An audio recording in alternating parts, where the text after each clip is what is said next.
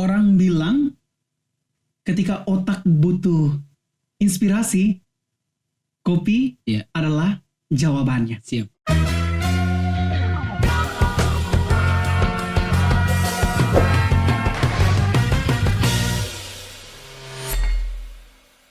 Oh hello guys, hello everyone, welcome back to Toto Lari Podcast. Podcastnya anak hitsnya NTT. Bersama saya tentunya Dope Papa bukan biji marungga. Well, pada kesempatan kali ini kami kehadiran tamu yang sangat luar biasa. Seorang pria bertubuh mungil yang mendedikasikan dirinya sebagai seorang barista. Atau mereka yang berkecimpung dalam dunia pengolahan kopi sehingga pada saat disajikan rasanya berbeda dari kopi-kopi sachet lainnya. Langsung saja dari studio Toto Lari yang luar biasa ini kami hadirkan KL yang sangat luar biasa. Terima kasih kakak sudah datang. Sama-sama kakak. Bagaimana kabarnya? Baik. Enaknya saya panggil apa? Kakak Mas, kakak Lambert, Lambert aja atau sayang? Panggil Sayang juga. okay. Mulai kasih kode ya. Alright, kakak Lambert, sekarang kesibukannya apa? Jadi barista. Sebagai barista? Iya. Di salah satu kafe? Di salah satu kedai. Oh, salah satu kedai? Iya. Alright, sudah berapa lama kakak menekuni sebagai seorang barista? Hampir 4 tahun. 4 tahun? Itu di Atambuanya atau di... Kalau di Atambua 1 tahun lebih. Oh, berarti baru ya di Atambua. Setelah hijrah dari mana itu kalau boleh tahu? Kalau hijrah dari Jogja. Oh, Yogyakarta. Tahun berapa? 2018. 2018 langsung datang ke Atambua. Iya. Oke. Perjalanan menjadi seorang barista itu kan pasti tidak mudah. Bisa kakak ceritakan sedikit bagaimana perjalanan sampai kakak memutuskan bahwa passion kakak itu adalah sebagai seorang barista? Sebelumnya saya mau cerita tentang bagaimana perjalanan untuk menjadi barista. Mm-hmm. Dari awal saya memang tidak suka sama kopi sih. Mm-hmm. Terus begitu orang tua atau bapak saya meninggal, terus saya hanya di rumah 3 bulan. Mm-hmm. Terus ada seseorang Romo panggil untuk bekerja di salah satu kafe. Yaitu Cafe Estriwi. Oke, saya tahu itu di Tuku Neno itu kan? Iya. Oke, iya. Baik. Terus begitu saya kerja 1,5 bulan, tepatnya pada tanggal 15 Oktober 2018, Romo memutuskan satu orang untuk pergi sekolah jadi barista. Jadi malamnya kami semua OMK kumpul, terus Romo memilih satu orang di antara kami. Romo bilang, saya pilih Lambert untuk jadi ikut kegiatan ini. Mm-hmm. Terus saya bilang, kenapa harus saya? Kenapa tidak teman-teman yang lain? Sedangkan saya baru. Terus Romo bilang, ini saya yakin ini kegiatan cuma kamu saja yang bisa. Terus saya bilang, kalau Romo yakin dengan saya pergi. Pertama kali pergi Jogja sampai Surabaya, bingung, kota besar begini nih buat apa baru. Ya. Terus sampai Jogja jam 4.15, tepatnya depan Hotel Said, Kabupaten Sulaiman, tempat kegiatan. Terus nginapnya di hotel, kegiatannya jam 6 pagi. Terus 5:30 Romo bangun pagi sudah kita mau kegiatan. Saya bilang, kegiatan apa saya datang sini? Terus Romo bilang, kamu mandi dulu, habis mandi baru kita turun kegiatan. Saya bilang, oh iya boleh. Habis mandi saya turun, saya duduk sendiri, Romo duduk sendiri. Romo Sone duduk dengan saya lagi. Jadi saya bilang, saya datang sendiri, sama-sama baru duduk sendiri. Oke. Terus ada kenal sama anak Sumba 4 orang. Oke. Mereka bilang, mereka perkenalkan nama, terus saya juga perkenalkan nama. Terus mereka bilang, barista. Jadi saya tidak mengerti baristanya apa. Terus begitu Romo dengar, Romo bilang iya dia barista. Ya sudah, selesai itu habis makan Romo bilang nanti itu kegiatan kamu di sana. Terus saya bilang saya datang kalau hanya mau pilih biji kopi buat apa saya datang di Jogja. Iya. Romo bilang ikuti dulu, nanti kalau memang kalau kamu ada bakat atau kamu ada niat untuk jadi barista berarti kamu bisa di situ. Jadi saya bilang oh iya baik. Terus hari keempatnya tes mesin sangrai, roasting atau bahasa orang Atambo bilang sangrai begitu. Iya. Digoreng itu. Iya. Terus sangrainya 1 minggu. Saya bilang, kapan baru saya tahu kalau begini. Jadi ngomong ikuti saya. Begitu dapat mama angkat orang Batak, jadi betah. Waktu itu kami belajarnya dengan anak kopi Nusantara, jadi orang-orang hebat semua yang di situ. Baru waktu itu yang dari NTT cuma saya sendiri sih. Jadi begitu omong, mama angkat bilang kalau rasa susah di mana tanya, saya bilang ya siap. Begitu tes mesin espresso pertama, saya bingung. Bingungnya intakan di apa begitu. Jadi mama angkat bilang intakannya di sini, kasih hidupnya sini, terus buat espressonya begini, caranya begini. Jadi saya siap. Cara gilingannya pun tidak sama yang kamu buat kopi tubruk atau apa gitu ya. Ya sudah, saya coba buat. Mama angkat bilang kamu buat bagaimana nih, kan kalau kita orang timur kan dimarah-marah tidak mau gitu. Iya, kita tidak mau. Kita maunya memarahi orang. Iya. Padahal kapasitas kita masih kurang gitu. Jadi sudah, saya bilang oh iya siap. Belajar 1 minggu lebih. Sudah mulai tahu. Mama angkat bilang kalau bisa kamu buat tes buat latte art. Saya bilang oh iya siap bisa. Oh, latte art itu yang gambar-gambar. Siap. Oke. Begitu buat selama 1 hari itu hanya buat itu sah. 12 cangkir pun mama angkat bilang kalau kamu ini tidak tahu buat apa kamu datang sini dari Belu jauh-jauh datang sini buat apa. Jadi saya bilang mama saya ini datang sini baru saya tahu soal kopi atau apa begitu. Tentang barista jus datang sini baru saya tahu. Saya tidak tahu barista itu apa. Terus mama angkat bilang, terus kamu di sana buat apa? Saya bilang, saya di sana waktu itu buat pun masih pakai cerek sih, atau langsung timba air panas taruh begitu. Cerek itu teko. Iya kan teko. Bahasa baristanya bilang ketel. Oh ketel. Aduh, aku lagi ketel nih. Ketel. Jadi mama angkat bilang, coba kamu kasih tunjuk yang mana, alatnya yang mana. Jadi saya bilang, kalau di sini tidak ada mama angkat. Ini tidak ada. Soal dia Atambo pun barang-barang begini tidak ada. Cerek biasa mungkin. Saya bilang, terus mama angkat bilang, oh kalau ini namanya ketel atau cerek leher angsa begitu. Oke. Jadi saya bilang, oh iya siap. Belajar. Selama hampir 2 minggu latihan hanya gambar dalam cangkir. Terus mama angkat bilang, semua hampir 2 minggu kamu tidak tahu nih bagaimana. Saya bilang, saya yakin saya bisa. Terus mama angkat coba lagi. Kalau besok saya kasih kamu PR atau tugas untuk buat 10 cangkir, kalau dalam 10 cangkir 1 pun tidak jadi, berarti kamu gagal jadi barista. Saya bilang, ya saya coba dulu. Terus mama angkat bilang, kalau mau jadi basic barista tidak boleh coba-coba. Kalau tentang kopi tidak boleh coba-coba. Kalau coba-coba kecuali kamu buat teh begitu. Teh juga kalau gulanya terlalu biju kurang enak. kurang enak. Terus saya bilang, oh ya siap. Begitu buat 8 cangkir jadi.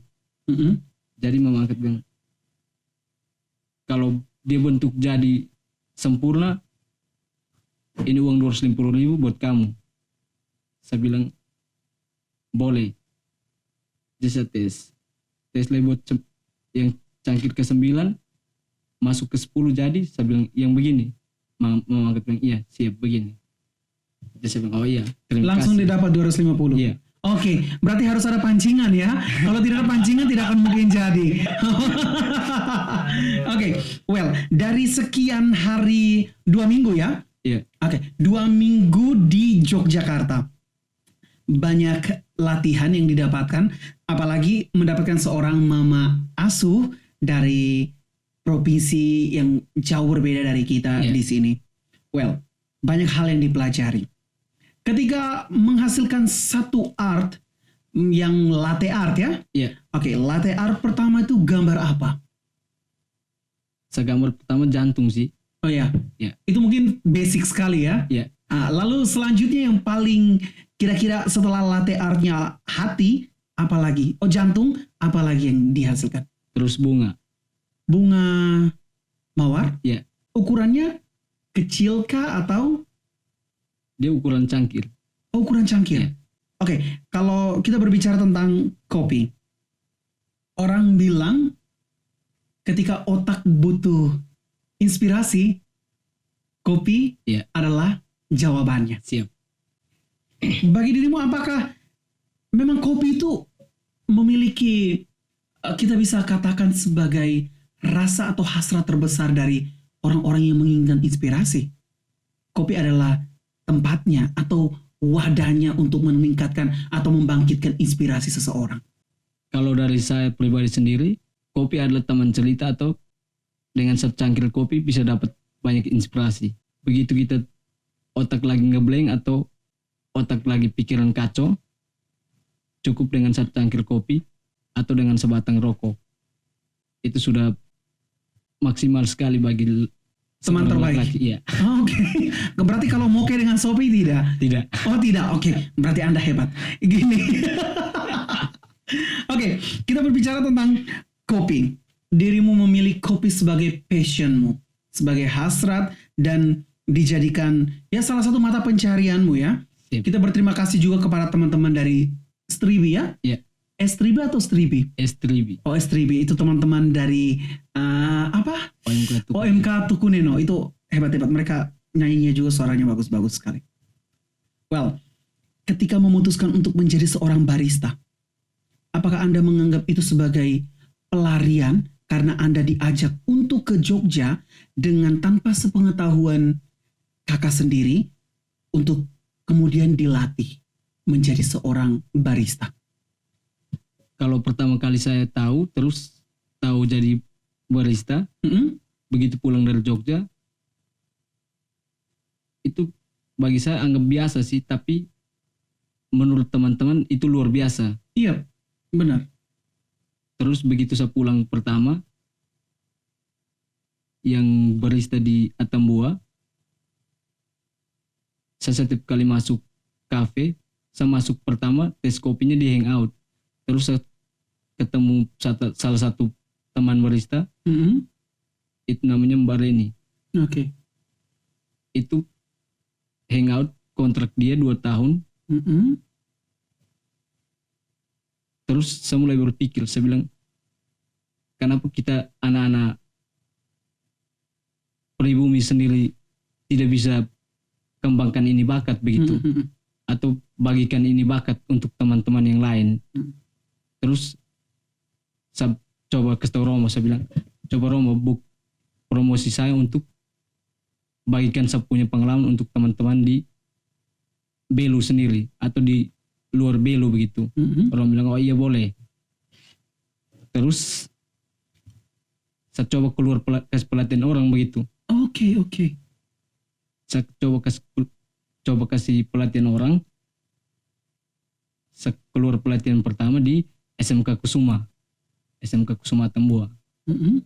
Waktu itu suster telepon pakai bilang, oh ini kamu kasih pelatihan anak murid saya dulu. Saya bilang, oh boleh. Begitu saya kasih pelatihan dengan postingan Romo yang bagus, mulai dipakai begitu, pakai untuk pelatihan orang. Terus saya pernah kasih pelatihan di kantor depan Pertamina WK Timun. persisnya situ. Itu tidak, itu POM, pengawas obat dan makanan. Ya, Kalau nggak salah. pernah kasih pelatihan situ sama waktu itu Bu Vivi sama ibu-ibu yang lain. Mantan ibu Ya. mantan, oke. Habis kasih pelatihan situ terus kasih pelatihannya 1 hari. Besoknya ada ibu yang dari situ telepon lagi. Kakak Lamir boleh kasih pelatihan lagi 2 hari atau 1 hari lagi. Saya bilang, oh boleh.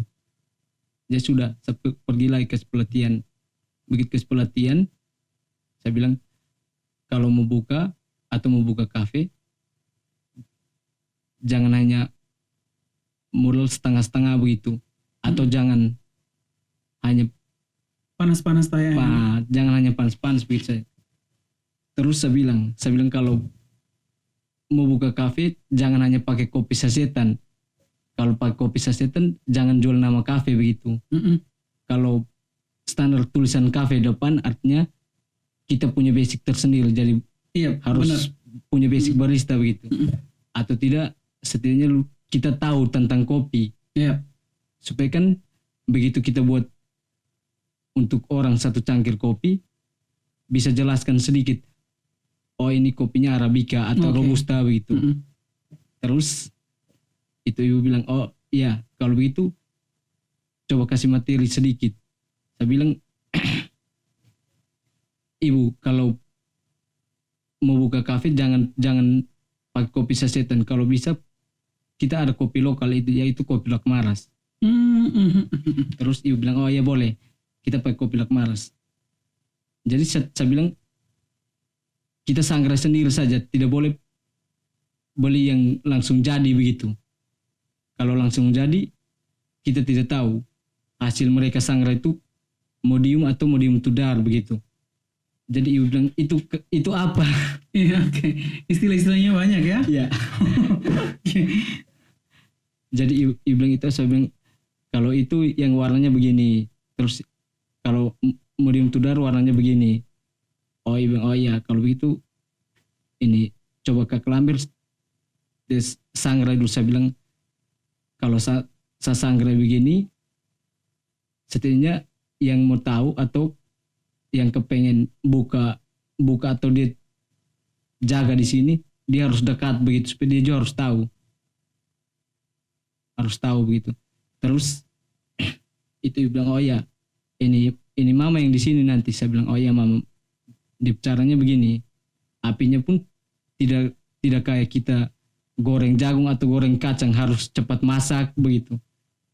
Jadi minimal 1 kilo biji kopi itu dia 1,5 jam atau 1 jam begitu. Ini mama jawab saya bilang, begini lama nih lebih baik saya goreng kacang atau goreng nasi.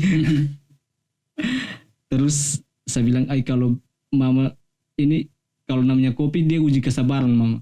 Kalau mama tidak bersabar berarti mama tidak bisa jadi barista atau mama tidak bisa buat kopi. Ini bukan soal kopi yang mama buat tapi soal rasa yang orang nikmati. Iya, karena kopi itu kan tentang rasa. Iya.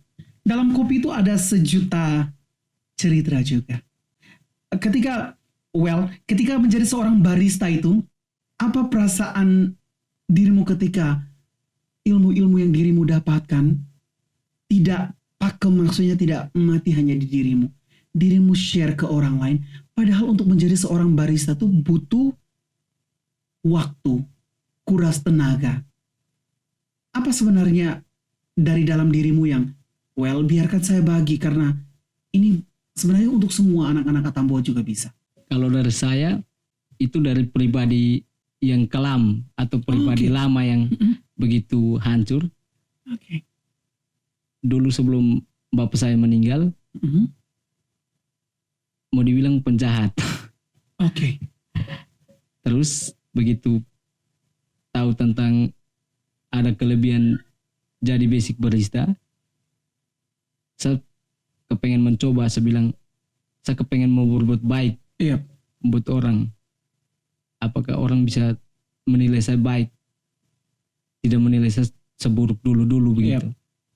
Terus mama dukung dari belakang. Mama bilang, kalau kau mau berbuat baik, mama dukung. Jadi saya bilang, oh ya siap. Jadi saya bilang di mama, saya bilang pengalaman saya tidak mau simpan di diri sendiri. Saya kepengen ada yang tahu dari saya begitu. Iya. Terus mama bilang coba kau omong dengan Romo. Saya bilang ya siap, saya omong dengan Romo. Terus Romo bilang kalau kau punya pribadi mau begitu, saya serahkan ke kau saja. Saya bilang oh iya baik Romo. Sebegitu kasih pelatihan buat orang. Pengalaman saya ini saya kepengen bagi terus. Pokoknya ada yang membutuhkan pengalaman saya bagi buat orang-orang yang membutuhkan. Dari situ saya coba berpikir lagi, kenapa orang di Belu nih membangun kafe tapi tidak pakai kita anak pribumi begitu. Sumber daya manusianya kurang terampil kah? Tahu? Dari penilaian orang itu karena kita orang pribumi tidak punya bakat di situ. Hanya tahu minum kopi, pagi bangun minum kopi, isep rokok, pagi bangun minum kopi, isep rokok. Terus saya coba membangun, saya bilang kalau saya bagi di teman-teman pasti orang sangat membutuhkan mereka di tempat-tempat kafe. Tidak panggil orang dari jauh-jauh lah. Terus Romo bilang, oh kalau begitu coba lu bagikan semua selalu ilmu yang lu tahu. Saya bilang ya siap. Begitu saya bagikan semua, saya rasa cukup.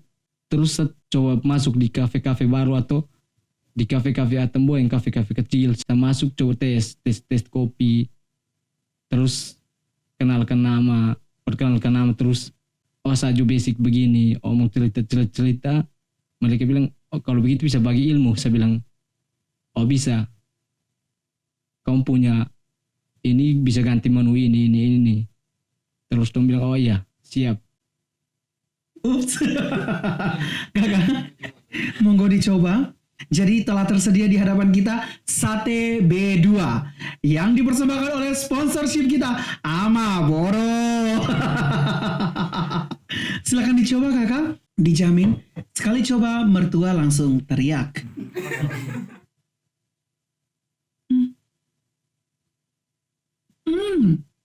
Gede ya, dagingnya tentunya. Enak kan kakak? Enak. Nyami. Dipersembahkan oleh Ama Boro. Oke, Kak Lambert.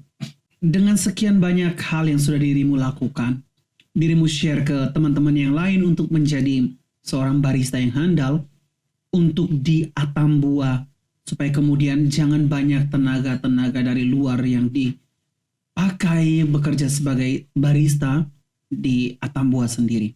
Itu tujuan dan niatmu yang sangat luar biasa. Tetapi kita juga dihadapkan pada situasi di mana orang menginginkan yang lebih.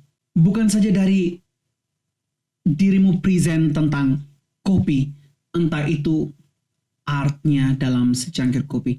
Tapi orang inginkan yang good looking, yang harus kelihatan menawan di depan banyak orang. Itu sebenarnya apa yang kurang dari sistem kita. Sehingga memaksa bahwa yang tidak proporsional tetapi memiliki skill harus di belakang. Apa pandangan dari KL? Kalau pandangan saya sih mereka lebih melihat itu dari penampilan luar. Tapi mereka tidak melihat kemampuan orang sih. Entah dia mampu bekerja di situ atau dia punya basic di situ. Mereka tidak mengandalkan itu sih. Tapi mereka lebih mengandalkan tuh di penampilan. Oke. Anda berpenampilan rapi, berarti Anda diterima begitu. Terus saya coba terapkan kembali yang saya dapat di sana.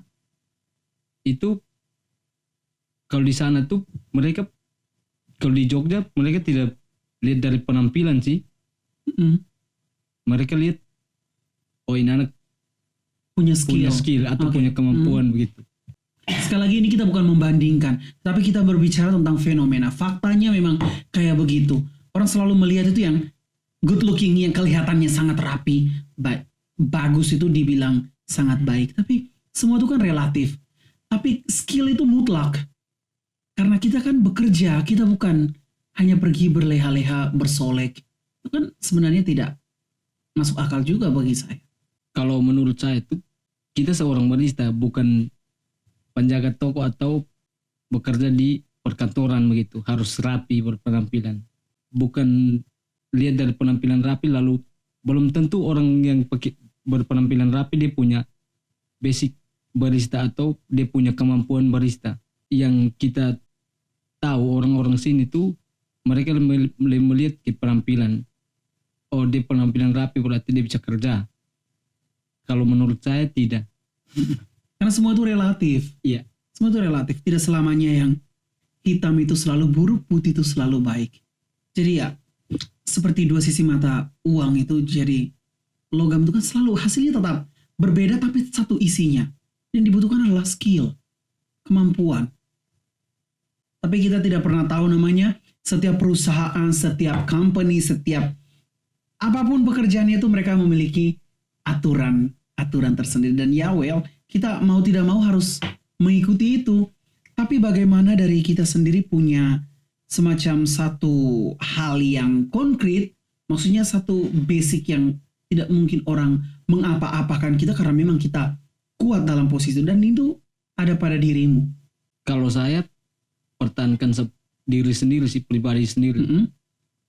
Apa yang saya dapat di sana terus saya coba terapkan di sini untuk teman-teman yang mau jadi barista. Tidak perlu berpenampilan rapi ataupun serapi apapun kita, tidak mungkin kita punya kemampuan begitu. Terus kalau seandainya teman-teman ada yang mau jadi barista, kita bisa saling berbagi pengalaman begitu.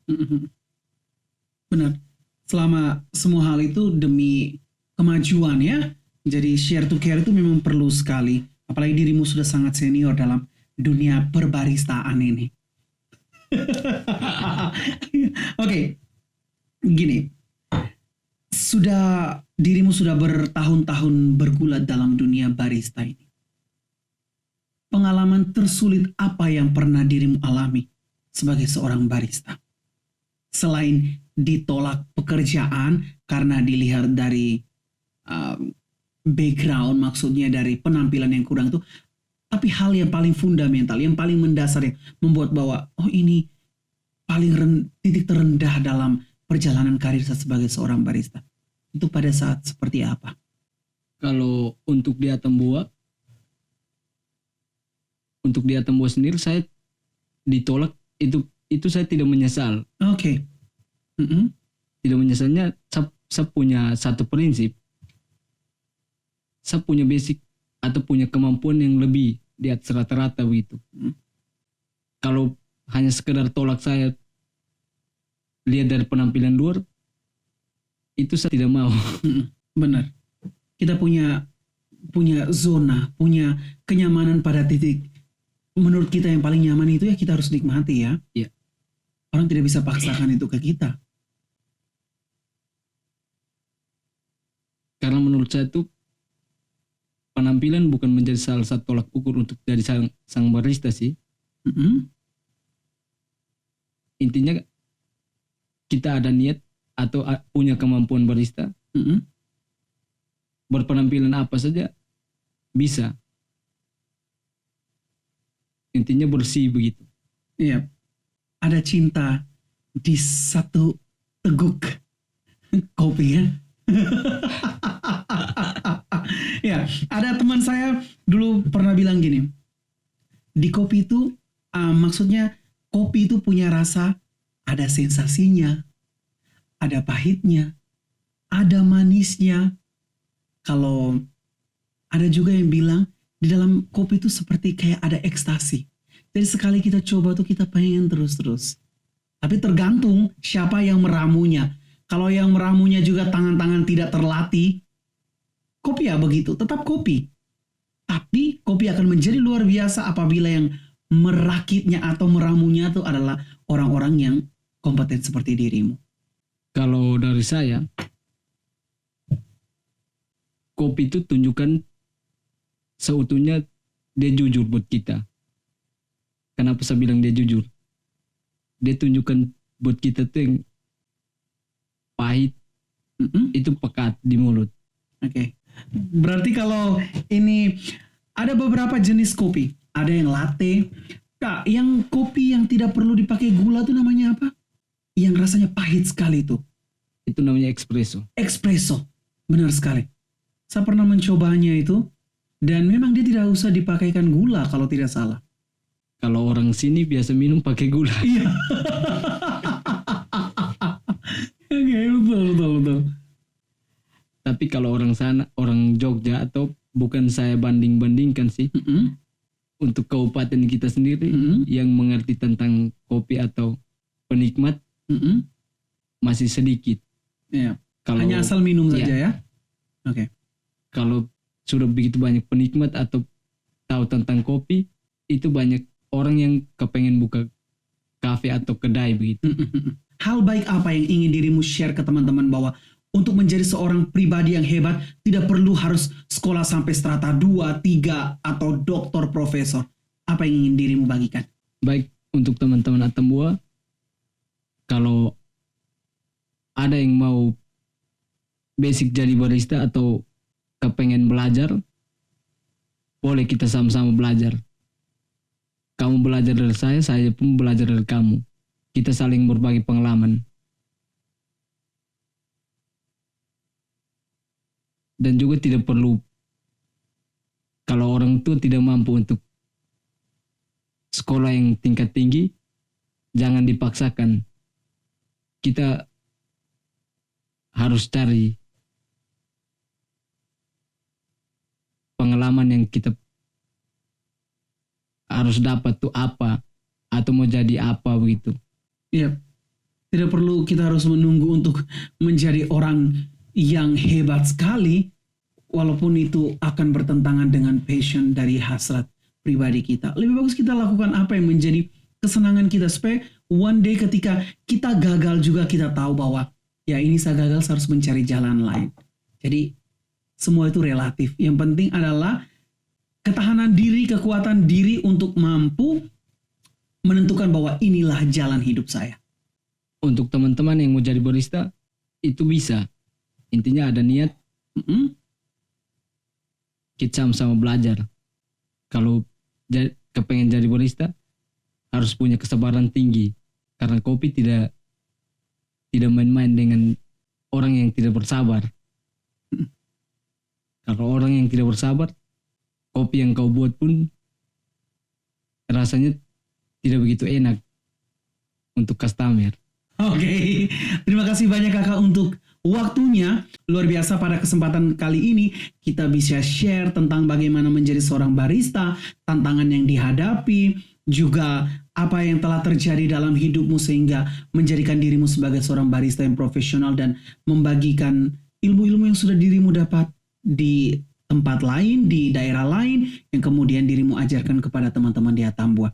Terima kasih banyak kakak, sukses buat kerjaanmu yang berikutnya. Sama-sama kakak. Oke.